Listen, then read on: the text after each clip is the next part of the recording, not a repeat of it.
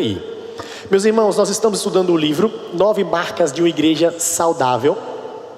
E esse livro trata a respeito do que é necessário para se entender como uma boa igreja. E nós vimos... tá vindo aí? Obrigado, meu irmão.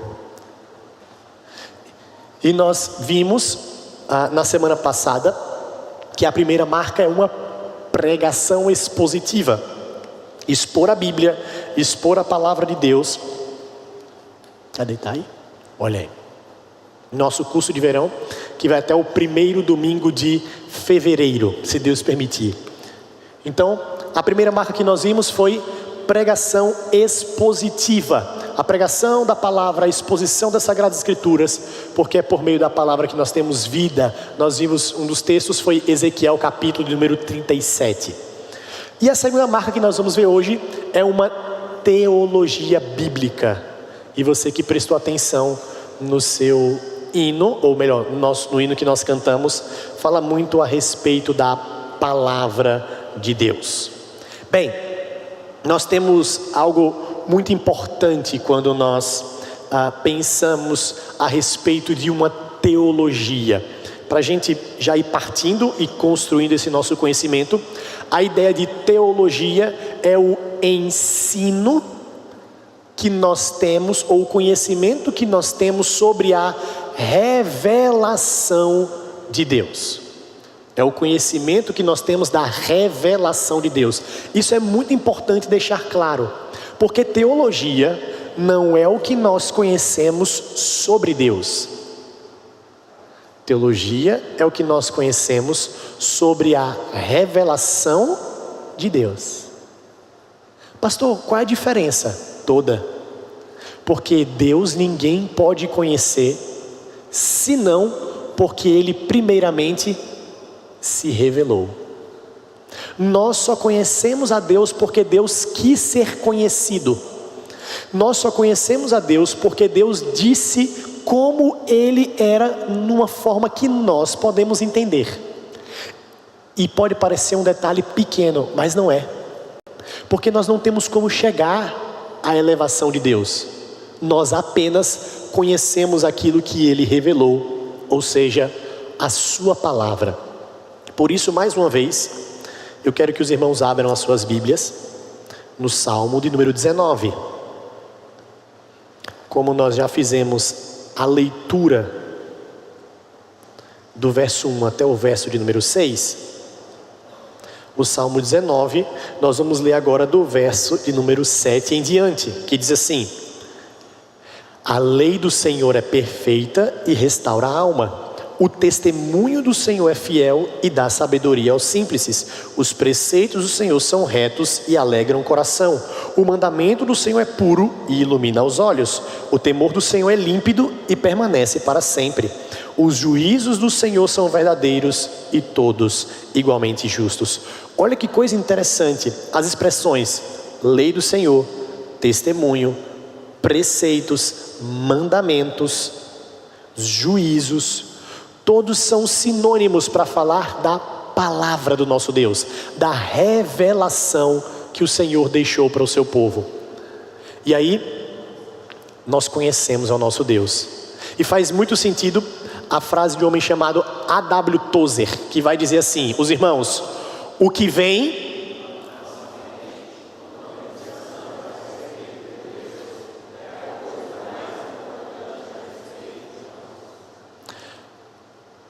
O que vem à nossa mente quando nós pensamos a respeito de Deus é o que é mais importante sobre as nossas vidas.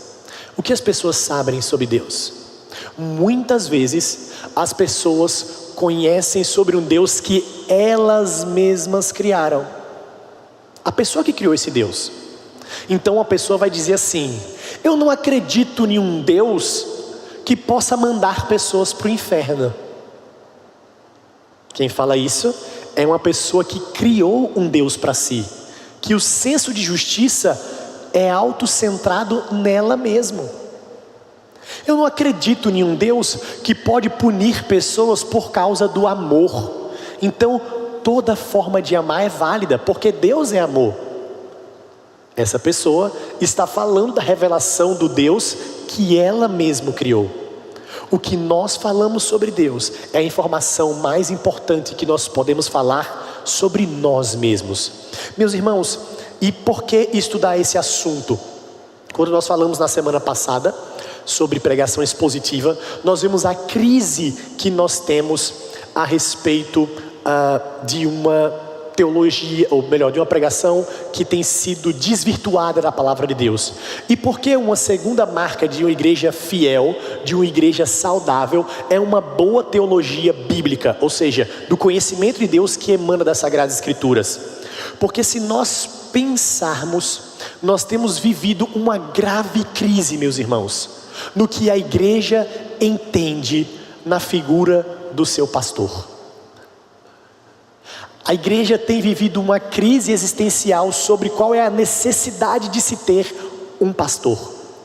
Eu tenho falado isso constantemente, porque muitos enxergam o ministério pastoral de formas completamente distintas. Mas primeiro vamos ver uma análise histórica. Nós temos primeiro sobre a figura do pastor, ali entre o século 13, ou final do século 13 até o final do século 19, a figura do pastor como um mestre do conhecimento bíblico e teológico. Os irmãos percebem que vai pegar inclusive um pouco antes da reforma e até o final do século de número 19. O pastor como um mestre, como uma pessoa que buscava o ensino, que buscava o conhecimento bíblico e que procurava ensinar as pessoas. Não apenas um mestre catedrático que ficava distante, mas uma pessoa que conhecia da palavra do nosso Deus. Essa figura, ela foi se modificando. E é curioso, porque alguns podem falar assim: mas esse pastor enquanto mestre, ele não é aquele pastor que só tem cheiro de livro e é longe das ovelhas? Curiosamente, não.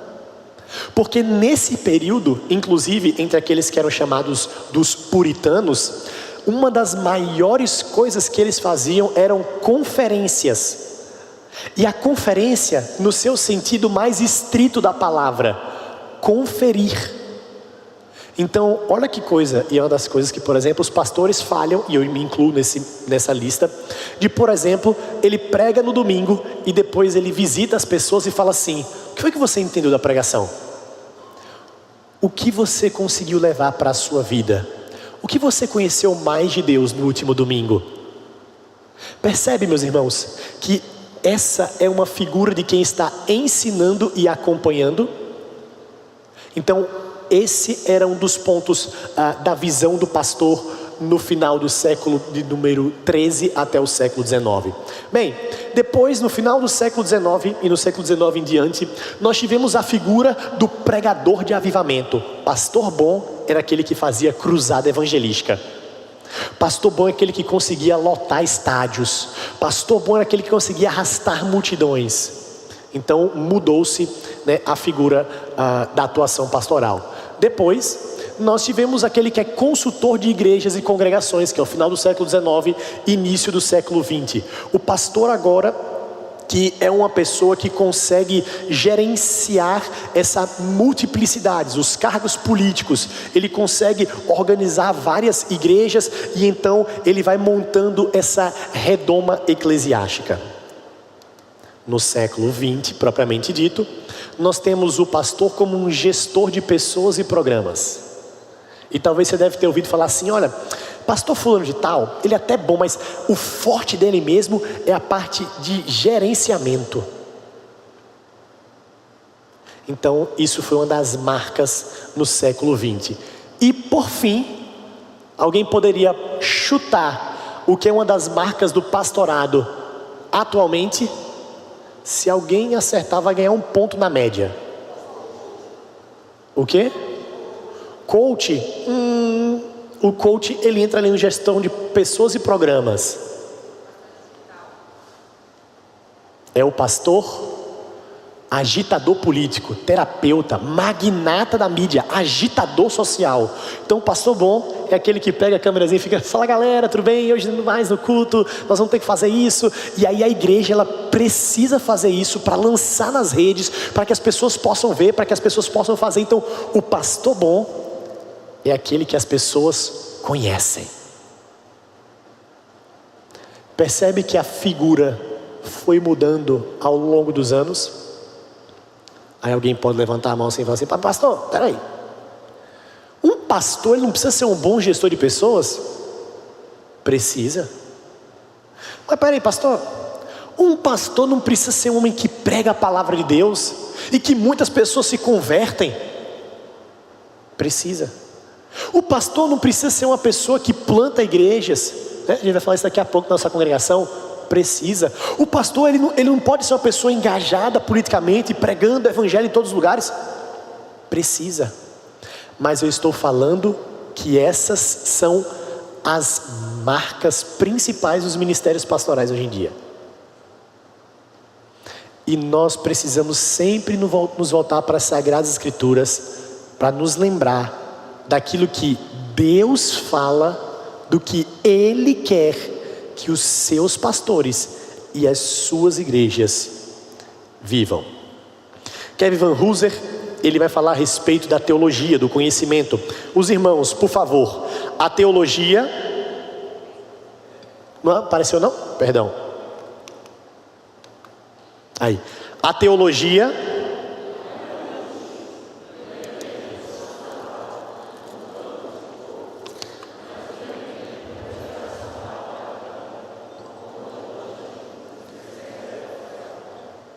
E qual foi o problema que Kevin Van Hooser identificou? É que a igreja, ela tem padecido nas suas necessidades de o que é um pastor e quais são as funções do pastor, e o que é uma igreja e quais são as funções da igreja, porque uma boa teologia bíblica não tem sido evidenciada. Porque teologia para alguns é como se fosse banco de couro no carro. O importante é ter o carro. Banco de couro já é luxo. Ar-condicionado, aqui em Cuiabá a gente vai discutir se é luxo ou necessidade. Mas o que é necessário mesmo para ter um carro? Pneu, roda, chassi. Isso é essencial. Mas alguns vão colocar que a teologia é como o volante do carro. Vai conduzir para onde ele vai. Meus irmãos, nós precisamos ser bons teólogos. Pessoas que conhecem da revelação do nosso Deus. Bem, então a marca de hoje é teologia bíblica. Para a gente caminhar bem, nós vamos caminhar para definições e as necessidades de ter uma boa teologia bíblica. Pastor, o que é teologia bíblica? Bem, quando nós falamos sobre teologia, lembrando, teologia é o estudo da revelação de Deus. Grave isso. Teologia não é o estudo sobre Deus. Ninguém conhece a Deus. Ninguém pode prescrutar o Senhor. A gente só conhece aquilo que Deus deixou revelado na sua palavra. Ninguém pode conhecer a Deus fora da palavra. Então teologia é o estudo da revelação da palavra de Deus. Quando nós pensamos então sobre fazer uma boa teologia, existem 3 ramos da teologia. Alguém saberia dizer quais são? Alguém saberia dizer quais são os 3 ramos? Fala alto, gente, pelo amor de Deus. Teologia bíblica, teologia sistemática e por fim... Não, histórica está dentro do sistemática. Pastoral. São os 3 ramos principais da teologia: teologia bíblica, teologia sistemática e teologia pastoral. Vocês não viram que de vez em quando o pastor Mateus viajava, ia lá para São Paulo estudar e tal, não sei o quê? Quando a gente entra lá no mestrado do Centro de Pós-Graduações Andrew Jumper, nós temos que escolher uma dessas 3 áreas para pesquisarmos: ou teologia bíblica, ou teologia sistemática, ou teologia pastoral. Das 3, eu estou na teologia sistemática e mais especificamente na teologia filosófica. Mas os 3 grandes ramos são essas 3 aí: bíblica, sistemática e pastoral. E o que é que estudam? Teologia sistemática, nós temos dentro dela a teologia filosófica, ou teologia, tá histórico, perdão, a histórica. E nós temos a nossa confissão de fé de Westminster. A nossa confissão de fé, os nossos símbolos de fé, é a teologia sistemática oficial da Igreja Presbiteriana do Brasil. Ou seja, a forma como nós estudamos sistematicamente as Sagradas Escrituras. Por exemplo, quando nós falamos assim, o que é que nós cremos a respeito da adoção? Aí você fala assim, pastor, adoção de pessoas? Sim e não. Não é adoção como nós pensamos por aí, de adotar pessoas. Mas você já ouviu uma pessoa falar assim, eu preciso descansar porque eu também sou filho de Deus? Doutrina da adoção vai nos ensinar que nem todo mundo é filho de Deus. Se a gente se lembrar, Efésios capítulo 2 vai falar que nós éramos por natureza filhos da ira. Então, a teologia sistemática é como nós organizamos sistematicamente o conhecimento a respeito de Deus. Então, se você for pegar uma teologia sistemática, a primeira coisa que nós vamos ter, alguém sabe qual é o primeiro assunto da teologia sistemática? Mas esse vai ganhar um peru de Natal em 2037. O ser de Deus, não. O primeiro assunto são os prolegômenos. Nossa, pastor, mas aí se apelou, hein? Cadê o pessoal do direito? Alguém sabe o que é prolegômeno? Pessoal do direito, prolegômeno. E aí, o que é prolegômeno? Os estudos iniciais, são os estudos prévios. É curioso, antes de estudar o ser de Deus, existem coisas que nós precisamos conhecer ainda. Ninguém chega primeiramente ao ser de Deus. Mas depois sim, nós temos o ser de Deus, aí a doutrina, né, a cristologia, a pneumatologia. Alguém saberia dizer o que é pneumatologia? O Espírito Santo, né? De pneumonia não, viu? Pneumatologia do Espírito Santo. Eclesiologia da igreja, soteriologia da salvação, escatologia, a doutrina das últimas coisas. E aí nós temos a teologia pastoral, que é dividida em 3 grandes áreas. Alguém saberia dizer quais são as 3 grandes áreas do estudo da teologia pastoral? As 3 áreas subordinadas a ela? Opa! Aconselhamento. Alguém mais? Entra dentro de aconselhamento o discipulado: pregação, missões e aconselhamento bíblico. São as 3 subdivisões. É claro que você fala assim, mas pastor, e cadê visitação, discipulado? Está tudo dentro do que se coloca de aconselhamento bíblico. Mas sim, você tem ramificações das ramificações. Eu estou colocando só os principais aspectos. Mas e a teologia bíblica? Como o nosso tempo está curto, a gente tem o seguinte, e eu vou botar esses slides lá no grupo da igreja. Nós temos essa definição de teologia bíblica e nós temos essa daqui.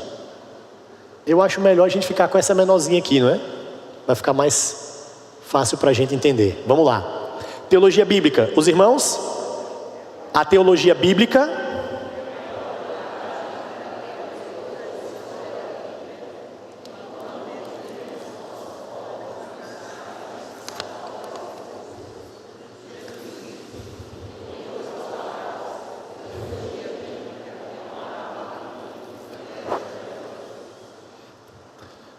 Só para saber o quanto a gente vai poder avançar. Teve alguém que leu e não entendeu nada? Fala aí, por favor. Todo mundo entendeu? Todo mundo? Não, então a gente vai voltar para esse aqui então. Vamos lá. Teologia verdadeiramente cristã é uma teologia bíblica. Como assim, meus irmãos, uma teologia bíblica? A teologia bíblica, ela nos ensina e nos ajuda a entendermos a unidade da narrativa. A unidade da narrativa.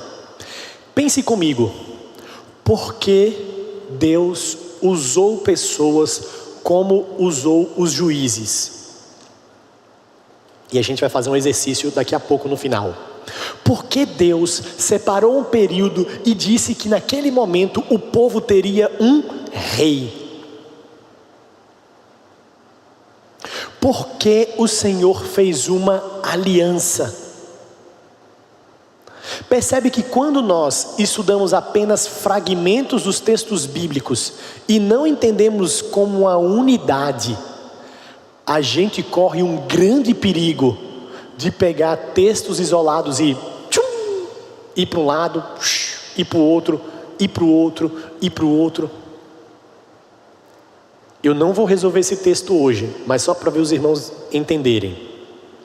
Os irmãos conhecem a história de Elias com a viúva?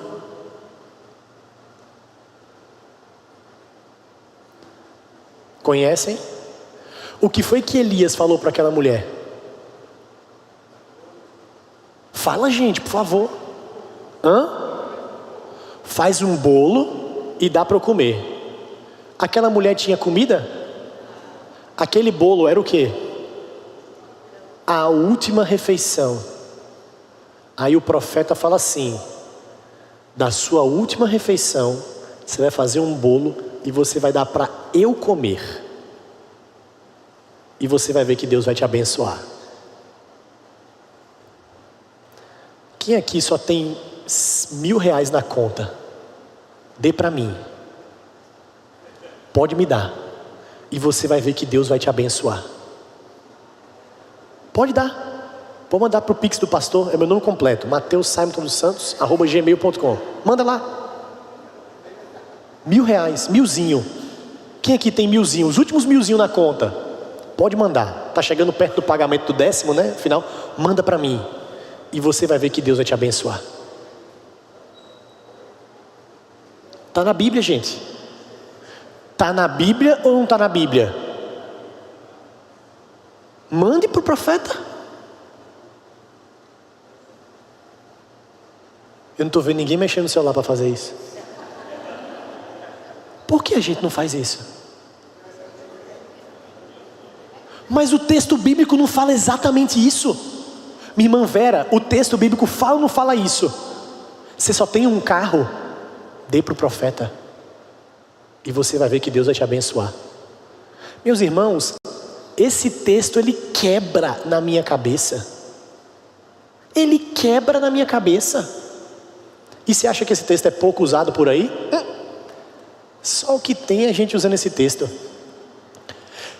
Ter uma boa teologia bíblica faz com que a gente entenda o que esse texto tem a ver com a história da redenção e evita aplicações como essas. Agora quer ver uma aplicação que é mais possível e aí essa a gente passa pano? A gente faz assim, ó. Davi foi lá no riachinho e pegou quantas pedrinhas? Quantas pedrinhas? 5 pedrinhas. Primeira pedra é a pedra da verdade. Seja verdadeiro. A segunda pedra é a pedra da justiça. Seja justo. A terceira pedra é a pedra do... Fala uma pedra aí, do amor. A quarta pedra é a pedra da fé. E a última pedra, que foi aquela que derrotou Golias, foi a pedra da coragem. Você vai derrotar o seu gigante quando você tiver... Agora até esqueci, eu não dou para ser pastor pentecostal não.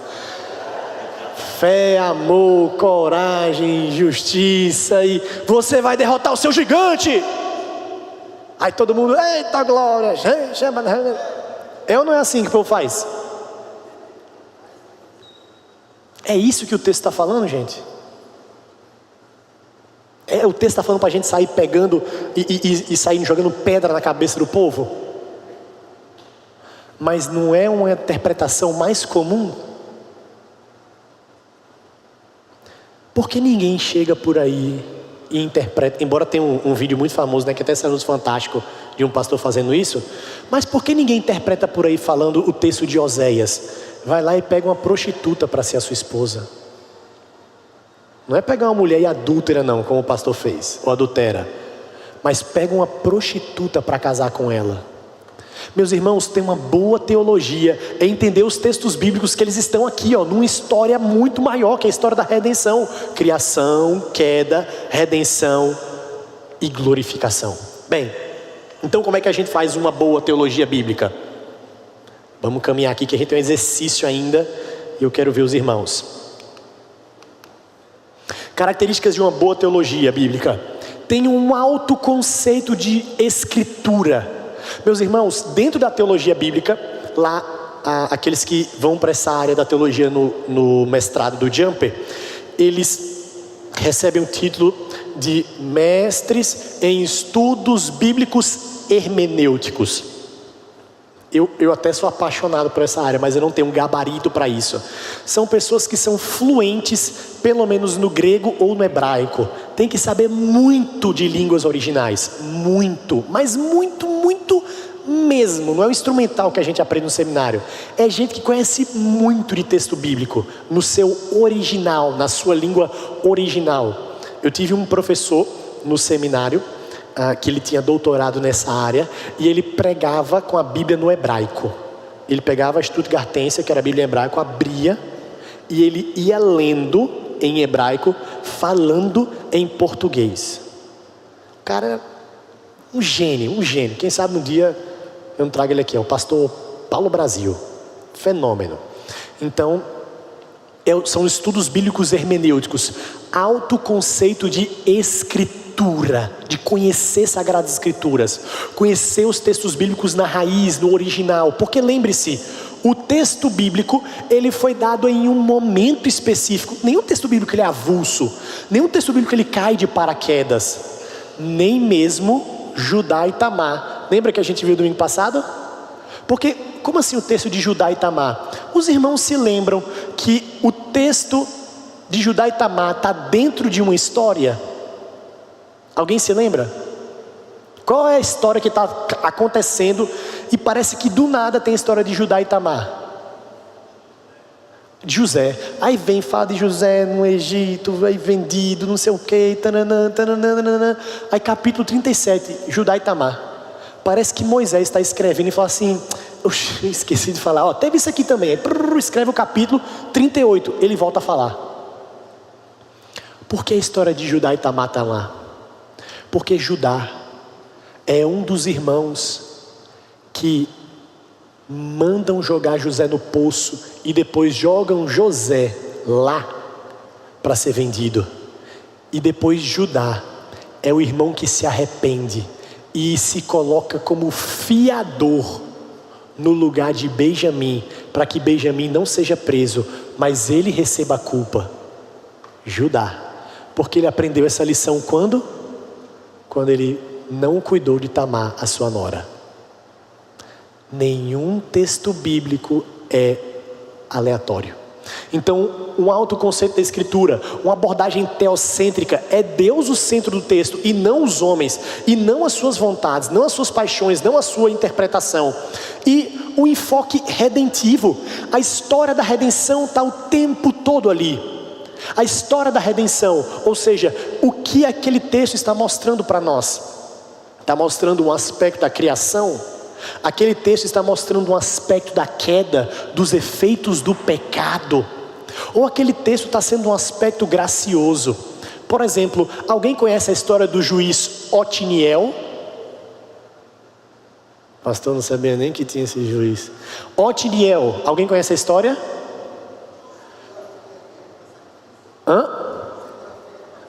Não é esse não.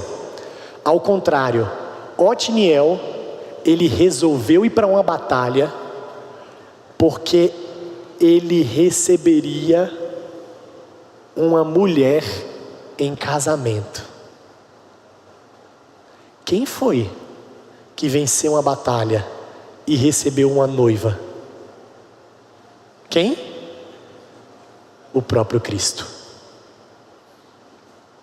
Meus irmãos, nenhum texto bíblico está à parte da redenção. Nenhum texto bíblico. É entender a Bíblia nessa unidade maravilhosa. Eu ia fazer esse exercício aqui de Lucas 24, mas eu vou deixar para fazer só o exercício de Sansão, ok? Então vamos lá. os benefícios de uma boa teologia bíblica. Primeiro, revela riqueza do texto bíblico. O texto bíblico é muito rico, é grandioso, é belo, é maravilhoso. Tem muita coisa ali. E muitas vezes a gente quer usar para fazer coisas, sem sentido. Então revela alta riqueza do texto bíblico. Ajuda com textos problemáticos. Aqui tinha um exercício também, que era os irmãos falarem qualquer texto bíblico e a gente tentar entender à luz da teologia bíblica. Eu me coloco à disposição para fazer isso durante a semana. Então se você fala assim, pastor, tem um texto aqui que eu tenho muita dificuldade, nunca entendi esse texto, aí você manda para mim e a gente vai junto construindo à luz de uma boa teologia bíblica. Mas agora a gente não vai conseguir fazer, ok? Então, mas ajuda com textos problemáticos. Por fim, relaciona toda a escritura com a obra redentora de Cristo e auxilia no entendimento amplo de uma aplicação específica. Pastor errou feio aí, me perdoe. Jonathan Lima vai falar o seguinte: os irmãos, a disciplina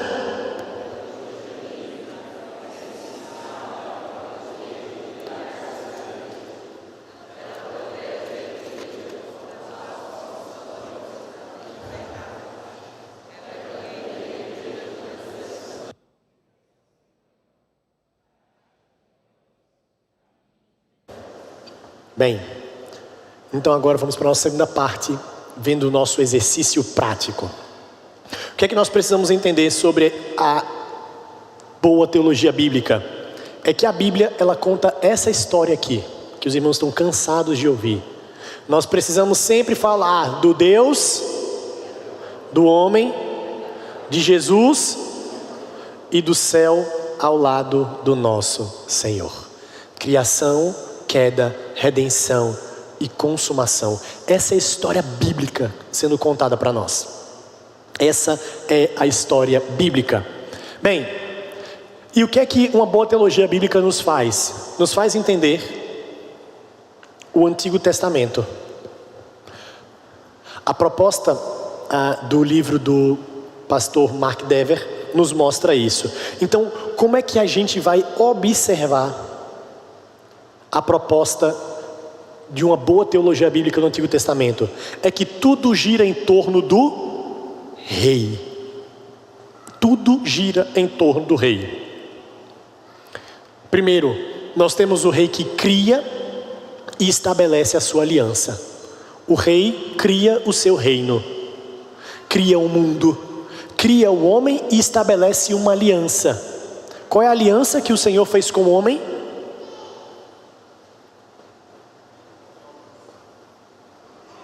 Primeira das obras: obedece e vive, desobedece e morre. O rei cria e estabelece uma aliança. O homem peca, então o rei amaldiçoa e julga. O rei abençoa. Ele faz uma aliança graciosa. Essa aliança é renovada com Noé, com Abraão, com Moisés, com Davi. É uma aliança graciosa. Vocês estão dentro da aliança comigo, não pelos méritos, mas vocês precisam obedecer aquilo que eu coloco. O rei resgata e ordena. No Êxodo, quando o povo estava lá, é o rei quem resgata o seu povo. Quarto, o rei guia e governa, o período da monarquia. O Senhor está governando o seu povo. E por fim, o rei expulsa e promete, e é o período do cativeiro. Percebe que esse é o resumo do Antigo Testamento? Pentateuco, históricos, proféticos, literatura sapiencial. E pode ficar tranquilo que todos esses slides eu vou colocar no grupo da igreja, para você não perder nada. Essa é a proposta mais detalhada de uma boa teologia bíblica dentro do Antigo Testamento, dentro da teologia bíblica. E o Novo Testamento é a mesma coisa. O rei, ficou desfocado aí. É a chegada do rei. O rei chegou. Não é isso que a gente comemora no dia 25? É a chegada do rei. O rei chegou. É inaugurado o reino dos céus. Depois, o rei sofre e salva. O rei envia. Não é o que Jesus vai fazer lá em Mateus 28? Ir por todo mundo, pregar o evangelho a toda criatura, batizando no nome do Pai, do Filho e do Espírito Santo. E eis que estarei convosco todos os dias até a consumação dos séculos. Eu falei, esqueci do ensinando-vos, né? Ensinamos a guardar essas coisas e estarei convosco nos últimos dias. O rei reina. Meus irmãos, Jesus está reinando nos dias de hoje. E isso não mudou. E por fim, pegou a referência? Pegaram a referência não, né? Senhor dos Anéis, o rei retorna. É o retorno do rei. Ele vem vindicar o trono. Meus irmãos, essa é a história bíblica dentro do seu panorama. Bem, vamos lá. Quem é o pai dessa menina, hein? Vamos pensar uma história bíblica e prática para a gente terminar. Vamos para um dos períodos mais tenebrosos que teve na história de Israel. Eu acho que vai ser complicado, porque as crianças chegaram. E criança, quando não precisa ouvir, é a hora que ela ouve, né? Mas tá bom, aí é bom que a gente ensine uma boa teologia bíblica e os pais vão ficar mais fácil para sair dessa situação. Mas vamos lá. Qual dos períodos mais tenebrosos que nós temos no Antigo Testamento? Alguém se lembra? Qual o período? Juízes. Qual é uma das marcas do período dos juízes? Qual? Altos e baixos, mas a principal marca é: o povo fazia de acordo com o que dava na sua cabeça. Vamos fazer isso aí, bora fazer isso aí. Vamos fazer isso aí, vamos fazer isso aí. O povo estava estabelecido na terra prometida, cada um vendo na sua tribo e fazia com o que dava na cabeça. Essa era a marca do povo. Momentos finais do livro de Juízes. Alguém sabe qual é a história?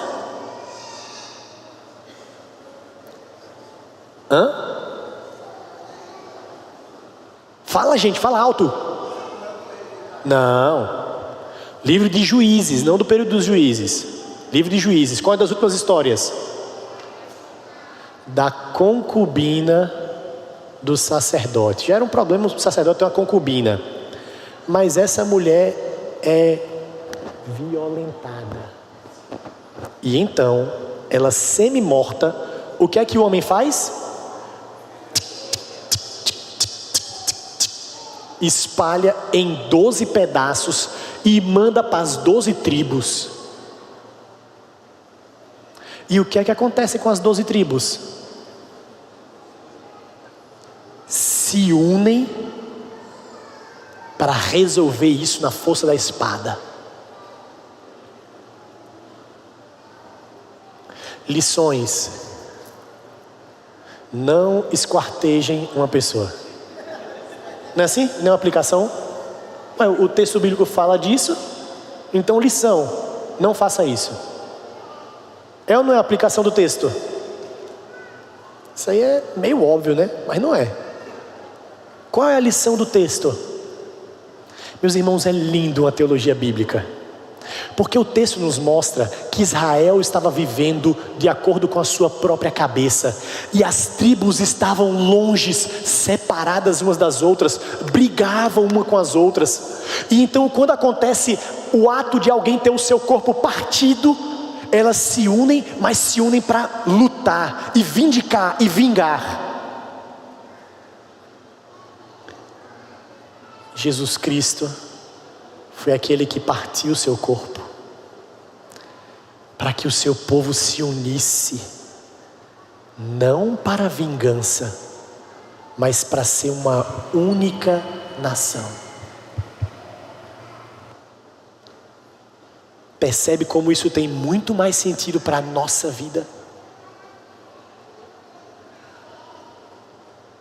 Para a gente finalizar, história de Sansão.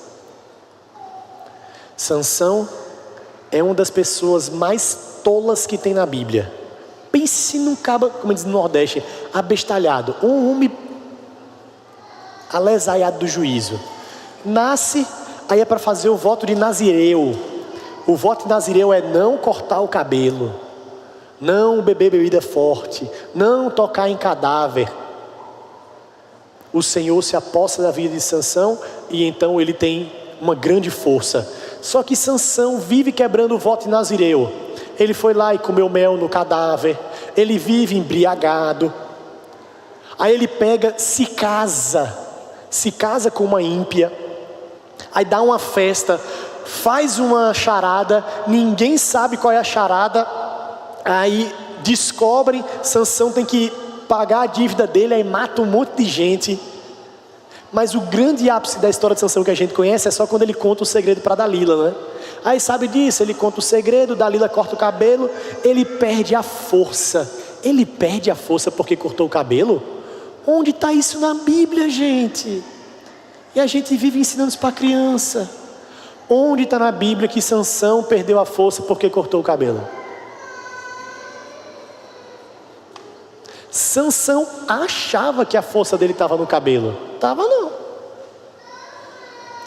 A força de Sansão estava porque Deus se apossava dele. Sansão foi entregue ao povo filisteu, o Senhor retirou a força dele.